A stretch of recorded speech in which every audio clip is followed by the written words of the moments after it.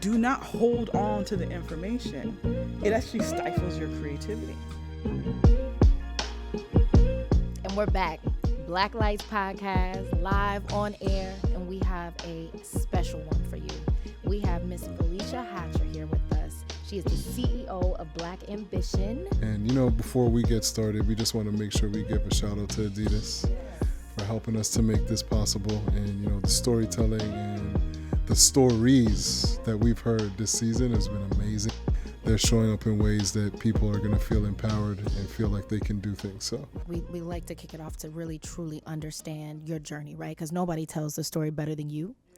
So take us back to day one, and just truly your journey within this industry. Ooh, day one at Black Ambition? No, go back. Day one in life. Just even your professional journey. Yeah. Grew up in Delray Beach. So for those people that don't know where that is, an hour north of Miami. We were talking about it earlier. Yeah. Jamaican and American parents, so made for a really interesting childhood. I have a younger brother. Both of us have explored really non-traditional career paths that have led us to this point. My grandfather was a Jamaican sugarcane and yam farmer. Oh wow! Worked hard every single day. Clearly, we as a family ate a lot of yam as a result of that. But we never called him an entrepreneur, and he was. My dad and my uncle came from South Georgia. My dad left home when he was, I think, 14 or 15, and kind of charted out on his own. Grew up in a really small town in Georgia. And they have owned a construction and development company for the past 30 plus years.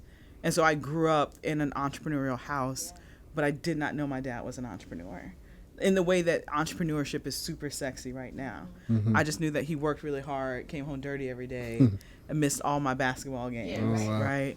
And I think not until you become a parent, and my husband and I have 2 kids, then you realize the sacrifice of what your parents were actually doing. But I think subconsciously I was picking up all these cues of what it means to get it out the mud, what it means to build things, what it means to sacrifice, how long it actually takes for things to be able to pay off. But then more than anything, like actual family legacy. Like I grew up witnessing the family legacy. It's just, I think as kids, you don't know what you're actually seeing until you have a context of understanding of it. And so that was me. And then coupled to that, I was also a C student in high school. Oh, wow. With a guidance counselor who told me I'd never make it to a college or a university and proceeded to not help me. But I was also a techie as well. Like I taught myself how to code when I was 16. I learned how to rewire cable into my bedroom when my parents bought me a TV, but they wouldn't give me cable because they didn't really want me to watch the TV. And so I was a kinesthetic learner, really, really great with my hands, really love learning. I just did not excel in the traditional classroom the traditional model. Most kids the system, don't, right? It's but not made for us. But it doesn't mean that they're dumb, that they can't do really amazing things. The way that they learn is completely different. And I didn't fully understand that about myself until I got much older. Right. But I use my knowledge of tech, curiosity, and a guidance counselor who told me I wouldn't make it in life, essentially, and end up winning $130,000 in scholarships and grants because I just figured out how to hack the process. And that changed everything for me because at 17, 18 years old, I learned that there was more than one pathway to success. Don't let anyone tell you that you can't do something that you know in your heart that you can do. Plus, you got to do, because my parents were like, you still got to go to college. Right. Yeah. You got to figure that out. Yeah. But more than anything, it just kind of set me on this path to getting very creative with limited resources. And so if I can define my life, it has literally been a life of getting very creative with limited resources and making sure that no one feels that they can't achieve what they set their heart out to achieve. Would you say that is kind of the even foundation for Black Ambition? Oh, heck yeah. yeah, I'm listening to it and I'm saying to myself, this is actually made to be done that way. Because like you didn't realize that's what you were doing, but that's what you were doing. Not at all. You know? And I mean, there's a longer story to getting to Black Ambition. I founded a food company after my husband and I got laid off working in experiential marketing for Nintendo. We founded that company during the worst economic downturn in my generation. I think we're now in another one. Right. But could not find another job in our field. working in experiential marketing product launch for Nintendo, we would have never started a food company. Learned some of the hardest lessons about entrepreneurship during that time. Then we started an organization called Code Fever. We launched a co-working space called Tribe Called Quest, which was supposed to be a play on Space Called Tribe. Sorry. But Space Called Tribe, we founded, and was a play on Tribe Called Quest because we realized that we needed to create space for entrepreneurs. And we only learned that lesson really after having a very bad experience with investors into our food company. And so we created that, and then we created a conference called Black Tech Week that we sold maybe about 3 years ago now. Yeah. To Lightship Foundation. Okay. Wow, I didn't realize that. All of that. Wow. Before, and then we founded an organization called the Center for Black Innovation, which is a beautiful 10,000 square foot space in Miami. And then I was asked by Pharrell's chief of staff to leave the organization that we founded and come run and build Black Ambition. Black Ambition. Yeah. I mean, I think I know what it is, but for people who are going to be listening, two-part question. One, maybe explain a little bit what Black Ambition is, absolutely. because some people may not know. Yeah. Then I got a follow-up question in my mind for you. But Absolutely. So before I tell you like the tactical aspects of how we do the work, I think the best way to describe Black Ambition, which was founded by Pharrell and like his vision, is there was one of the very first conversations that we both had when we first met about like how are we going to build Black Ambition to be equitable, access, be able to share the codes, and support and fund entrepreneurs at the highest level. We were geeking out on this show called Lovecraft Country. It was actually a conversation with myself, Pharrell, and Virgil. Most people don't know that Virgil played a role in the inception of Black Ambition as well. And we were having this conversation about Lovecraft Country, episode 4. There's 2 characters in the show Lovecraft Country. One character's name is Christina. The other character's name is Ruby. Christina has all these mystical powers. She can literally make things appear and disappear. And she's sitting right next to this woman named Ruby. Ruby feels quite powerless. She like has hopes and dreams. There are things that she wants to do, really big things she wants to do with her life, and this talent that she has, but she feels powerless. She feels like she doesn't have any agency over her life. And so ultimately you feel hopeless when you don't feel like you have any agency and control. And so Christina turns to Ruby and she asks her this question, who were you uninterrupted? And when I personally heard that question, I was just like, what kind of question is that? Yeah. it was such a amazing, big, full breath question, and I had never heard it in my entire life. I've worked for Nintendo, I've worked for Sony, I've worked for the NBA, I work for Little Debbie Snack Cakes, run multiple companies. I never, ever heard that question. But moreover, I could not personally answer that question when I heard it. It felt too big. But then it really just got me thinking, well, if nothing stood in the way of you achieving success, what would your life look like? What would your family look like? What would your community look like? If at every intersection of your life, the light was never red, it was never yellow, it was only green. Like, what would you build? Who would you be? What would you do? And so I always have to tell that story because that is literally the foundation of Black Ambition.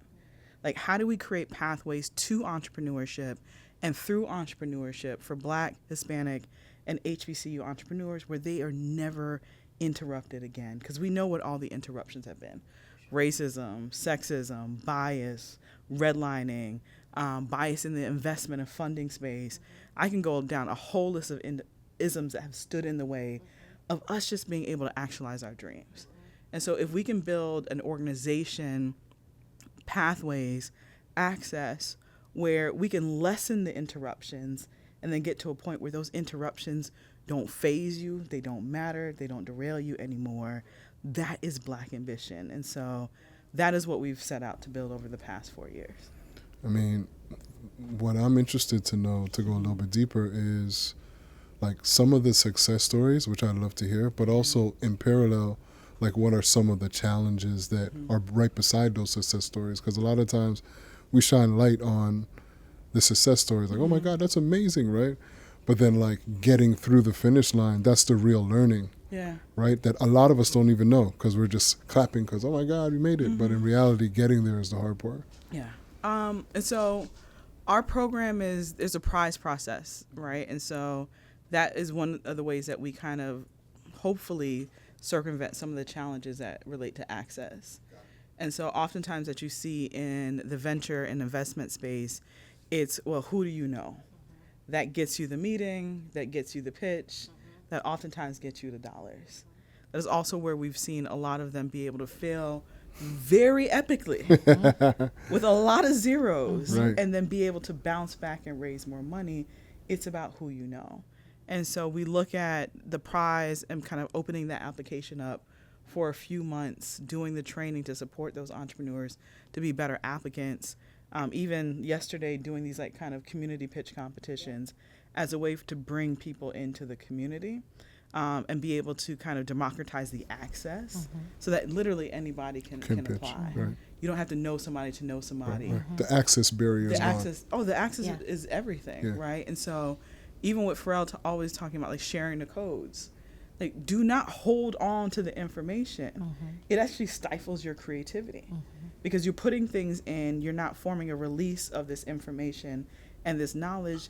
Then you are not being a good steward of what you've been given. That means that nothing else can come to you and flow through you in the support of others. And so have we seen challenges building Black? Oh my gosh. Of Yes. course. If I had hair, my hair would be gone. That's how many challenges we've seen. But then the challenges to help entrepreneurs kind of overcome the access, the opportunities. And so creating a community, making sure that we're investing capital, making sure that they're getting the right type of coaching and mentorship is extremely important. Sometimes then getting out of their way because they're brilliant already. Yeah. They just need a few things that are constantly being held away from them. And then when you get it, you see them show out and like show up and show out all the time. Because they're probably not even used to that getting out of their way situation being removed. Right. Right? So those are the barriers and those are the interruptions. It's real. And then, building something where a celebrity is attached to it, it adds a really amazing and interesting accelerant for these entrepreneurs that I think has been fascinating for me to even experience and watch, right? And so I remember one of the companies that we invested in the very first year had a feminine hygiene product that that's suited for like corporations, like the way that they have it structured, and had been knocking on the door for Marriott for about 2 years. 2 years. That's a long time. And having a conversation with Pharrell about the company, and he picked up, and within 2 phone calls, they got into their first Marriott location. And so, one, I was just like in awe of that. But then 2, it's just like how do we conflate the time for Black entrepreneurs? Like, how do we give them that 2 years back when we know it literally is a phone call for most people that oftentimes people refuse to make? And I mean, we've been talking a lot about it, but it's been about sponsorship. So as we gain, I mean, you've reached significant heights, and then just how are we leveraging that? How are we making sure, to reduce time in that way? Yeah, you got to conflate time because time is the biggest commodity, most expensive commodity that none of us get back. Like people always say time is money, and time is not money. They are not the same thing. Time is infinitely more valuable than money. Because you can spend money, and guess what? You can make the money back. You can get it back. You can literally print money. That's a whole other story, right? But it's cyclical. You can get it back. Once your time is wasted, you never get that back. That's why it's so precious. But what I've also come to realize is a big challenge, like you said before, is that people have become really comfortable wasting the time of Black entrepreneurs and Black people. And so there's a danger to that because time is sacred, because once it's wasted, you don't get back. And so we also believe like wealth has a need for speed. So like how do we deploy capital much faster? Opportunity has a need for speed. So like how do we make sure we get the opportunities to these entrepreneurs as fast as possible to make up for the time that is lost? But then there's no way you close the wealth gap going at the speed in which it takes for people to deploy capital. It has to be deployed faster. How do you protect these entrepreneurs as far as, appropriation, right? And like just, like you said, they're wasting time, but a lot of times they listen to the pitch and they take the idea. So how do you protect that, or like what would be your advice For an entrepreneur to Yeah. protect themselves? Yeah. So a mentor of mine said to me years ago, ideas are worthless. Execution is absolutely everything. That doesn't mean that I don't value the ideas. I highly value the ideas. But you know what can protect you fast? Executing as much as possible. So that you can essentially build a fortress around what you were building because it's already out in the marketplace. So there's accountability when something's out in the marketplace. You can call people out on it. The other part of that is like legally you got to protect your things. And so we learned that the hard way, building conferences and companies and saying like, you know, man, that $1,500 for the trademark is really expensive. We'll circle back onto it. And then it's gone. And then it's gone, right? And so as fast as possible that you can legally protect trademark, copyright, you have to do that. And a lot of entrepreneurs do not do the foundational stuff right, or in a timely manner, and that's where they run into issues. Not that there are a ton of people out there looking to steal your ideas, but we had, when we were running Black Tech Week, there was a guy that came to Black Tech Week and then launched his own Black Tech Week. I was literally laying in a hospital bed because after we had our son, I got really sick. I was in a hospital bed for 3 weeks, and I literally on Twitter and IG watched this person do an Atlanta Black Tech Week. Wow. Like, it doesn't get worse than being in a hospital bed and not being able to do anything and see your stuff stolen. Yeah. Did you guys have a trademark? We did not. Oh, no, we got a trademark later. But we didn't get it trademarked in the right way, right? Gotcha. Yeah. So he was able to do Atlanta Black Tech. It was a whole thing. I get it. Like a regional thing. But He was able to like after him did not care. But the point I make by sharing that story is like protect your stuff as soon as possible so that you don't run into those type of issues. But it was the punch in the gut that I'll never forget as the importance of trademarking your stuff. It was a hard lesson to be learned. Very hard. For sure. you're an entrepreneur, you're a CEO, you're an author, you're a leader. So what do you feel as far as, even for the entrepreneurs out there, or just what are like essential leadership qualities that one should harness? Essential leadership qualities. Vision is definitely one, right? Like you're going to be working on something much bigger than yourself. You got to be able to see and stay focused on building that thing and painting the vision for other people to understand the role that they play along in the process to helping and having shared success. You have to have vision. I would say the second part of that is you have to build a team. You cannot do this by yourself. Please don't try and do this by yourself. I learned the hard way of us trying to do it by ourselves. Build a team. So you're always looking for talent and then being able to cultivate that talent. Finding people where like whatever is not your zone of genius is their zone of genius, so you can build a genius squad around the work that you were doing. And then I would say the last part of that, and there's a few, but I think communication is also equally important, right? And so my mentor Myron always talks about the two highest. There's 4 levels of value, but the 2 highest levels of value are imagination and communication. Those that come up with the ideas, those that can communicate the ideas, make the most money in this world. When you think of Apple, who immediately comes to mind? Steve Jobs. Steve Jobs. Why doesn't anyone say Tim Cook? Tim Cook? Was it Tim Cook? No, Tim. Who's the CEO right now? Tim Cook. Cook. Why doesn't anyone say Tim Cook? Because he wasn't the visionary. Yeah. But he took the company from a $1 trillion market cap to a $3 trillion market cap. Right. Mm-hmm. Steve Jobs never did that in his lifetime. Right. And no one ever says Steve Wozniak. He built the damn thing. Yeah. There would be no Apple if it wasn't for him. Yeah, that's true. I mean, it's two different categories. Yeah. Right? But they were I see what actually you're way more influential in the launch of it, because you need the product, and the financial like global conglomerate of what it is. They ultimately were more influential than Steve Jobs, but he was the visionary and he was the storyteller.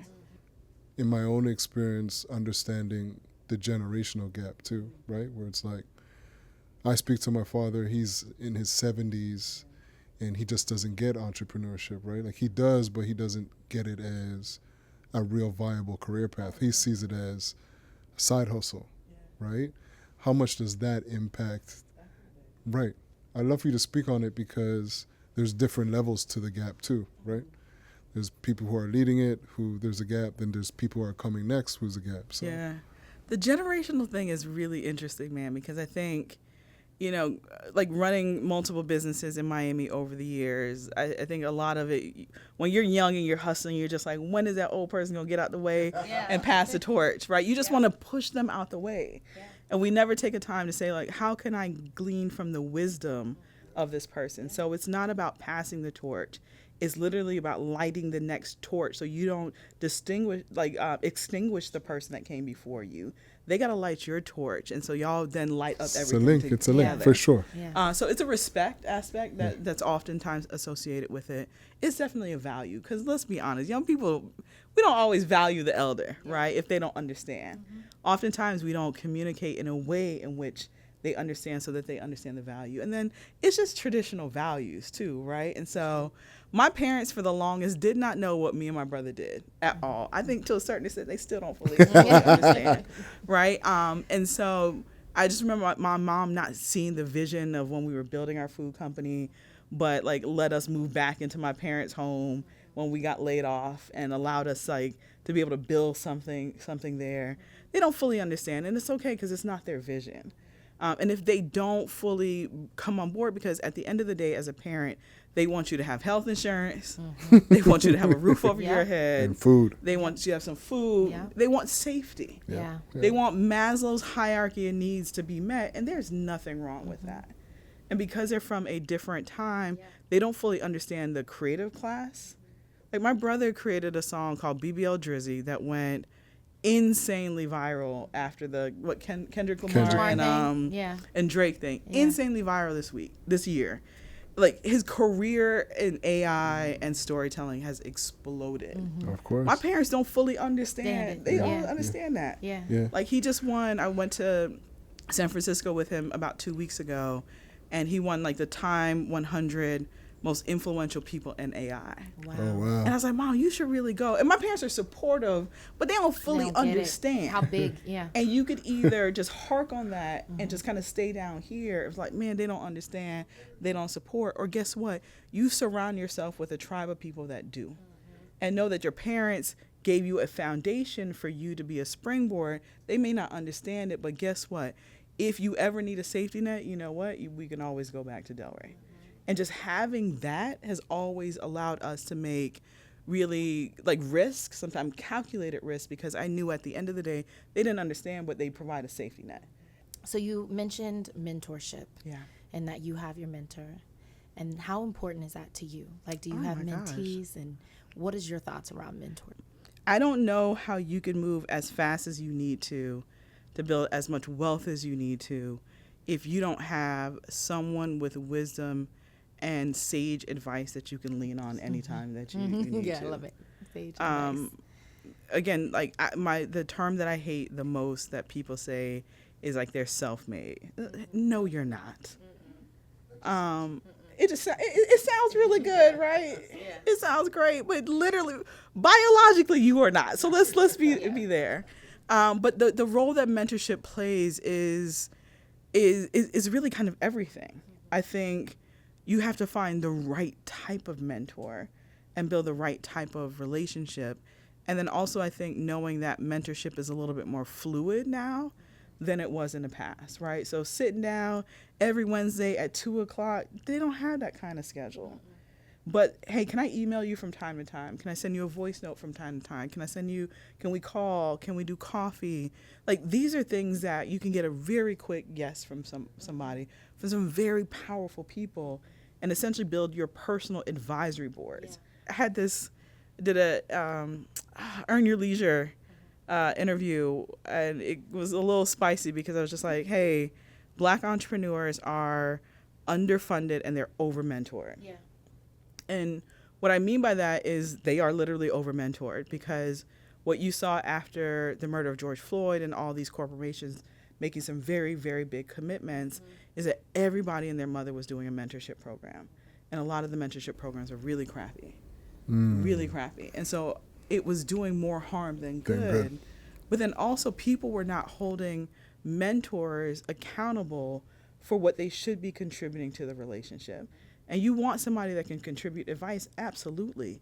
But if you got the buyer of Target in your phone and y'all play golf every Tuesday, and and you have told me that I have an amazing product, maybe change this and this in your pitch deck, but it's really, really good, and you never pick up the phone to call the buyer at Target, and you let me run around for a year, 2 years, and 3 years, do not come and mentor them, because that's what they need. And what I've realized, and people are just like, oh, that's sponsorship and that's championship. No, it's not. That is what a real mentor does. They mentor you, they sponsor you, they put you on. Don't let people come separate these things and remove themselves from the obligation and the responsibility that they have to help you. They're gatekeeping at that point. They are gatekeeping. Yes. And they're not doing the big gate, but they're doing the little gate that is a big gate for you. Yeah. So like that's my sentiment on mentorship. And we've mentored in Black Ambition about 1,000 entrepreneurs. Wow. We take in 250 entrepreneurs every year and take them through a 3-month cohort style mentorship program. We do bias training. We do so many different things to vet the mentors, but then make sure that they align and they are going to open up their contacts and their resources for the entrepreneurs. And so we've seen entrepreneurs in our program that have got investment from us, that have then gotten follow-on investment from their mentor because they believe. They've gotten them on the shelves of Target and Walmart because they got the contacts.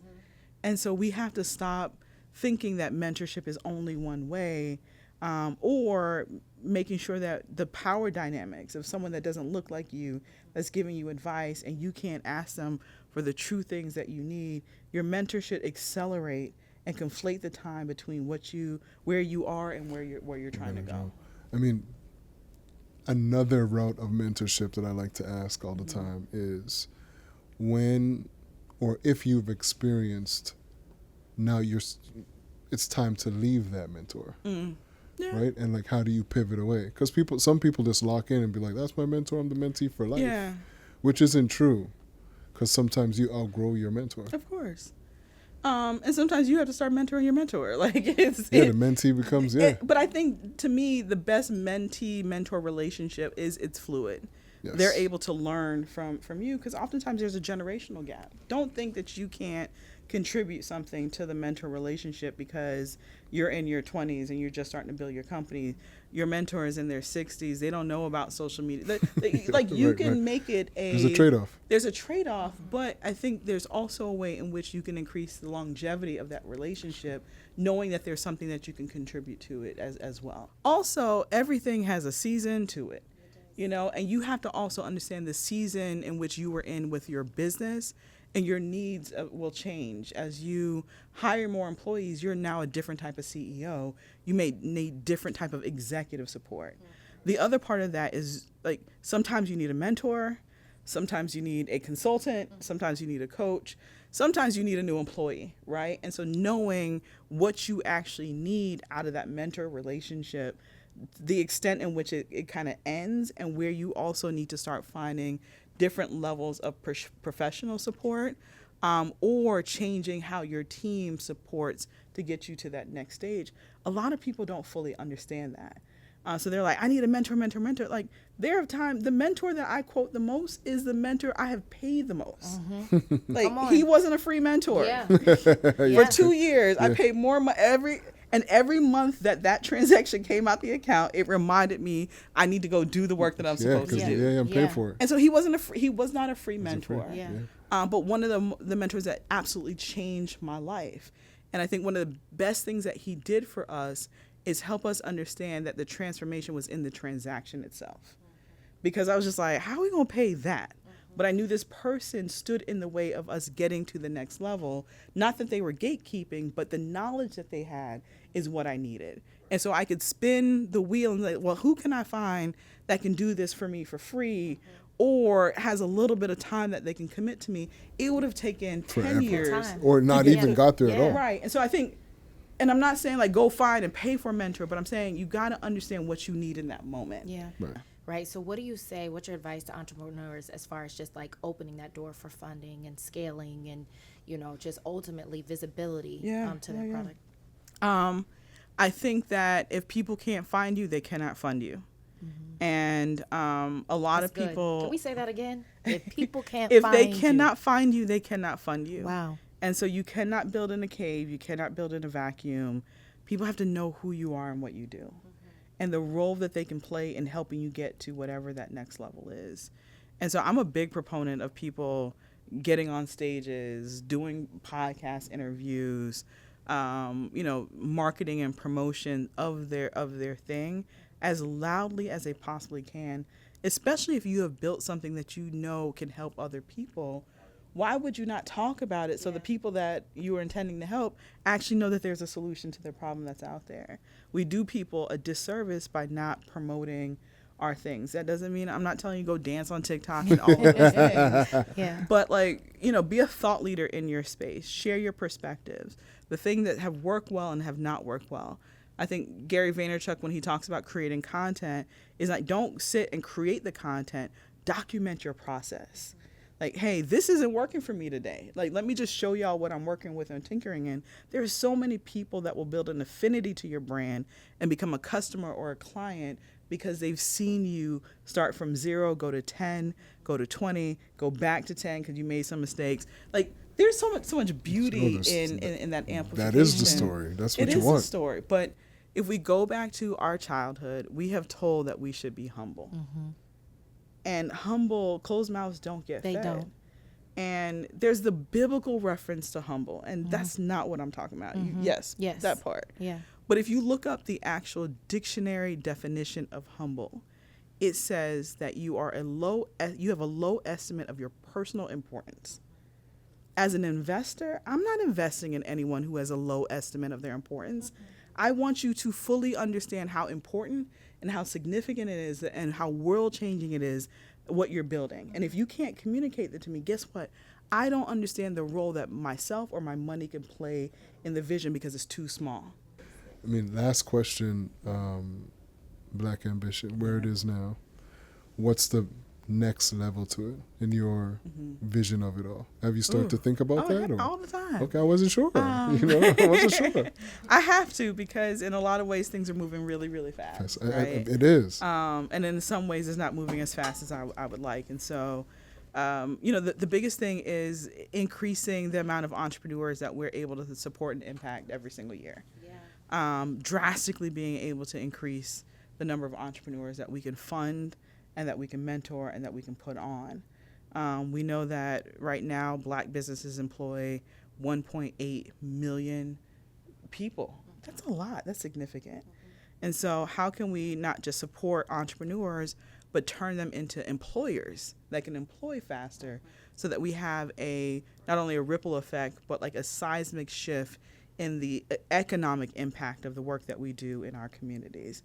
Like, those are some of the big things. Building an endowment for the organization so that there's long-term financial sustainability for us to always support these organizations. And then we started international expansion of Black Ambition last year. And so we were in Ghana, we did Brazil, we did Cartagena, and then just recently we did Paris for the Olympics and supported like Black Parisian entrepreneurs.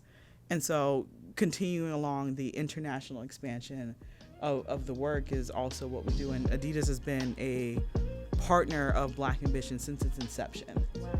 So it has allowed us to be able to do a lot of these things much faster and be a little bit more experiential in our approach of supporting the holistic entrepreneur. And so continuing on those things are some of the big priorities. Thank you so much. Thank you guys. I felt like we could have kept talking for hours. And you're a wealth of information. So, I mean, shout out to you for doing the work that you do, because it's important. Well, shout out to y'all for this amazing platform, right? Like, I think one of the highest responsibilities in our generations are storytellers. Yes. And sometimes people understand the value of that, but we literally wouldn't be here with language and culture if it wasn't for people that create platforms like this to tell stories. And so hats off to both of y'all. Thank you. And the entire team for the way in which you cultivate conversations to put people on and share information. Like, that is literally sharing the codes. So thank y'all. Thank you.